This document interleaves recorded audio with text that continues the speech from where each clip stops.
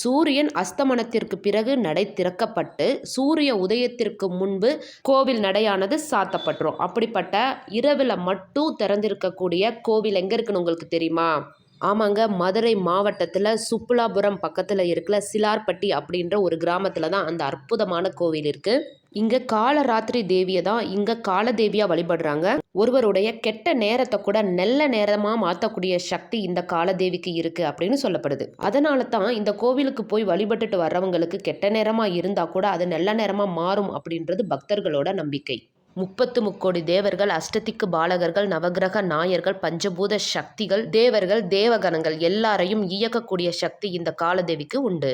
அமாவாசை பௌர்ணமி நாட்களில் இந்த கோவில்களில் கூட்டம் அதிகமாக இருக்கும். கோவிலை சுற்றி வந்து காலச்சக்கரத்தின் மேல் உட்காந்து 11 நொடிகள் தன்னோட கஷ்டத்தை சொல்லிட்டு வேண்டிட்டு போனாவே போதும், காலதேவி நம்மளோட காலத்தையே மாற்றுவாள் அப்படின்றது பக்தர்களோட நம்பிக்கை.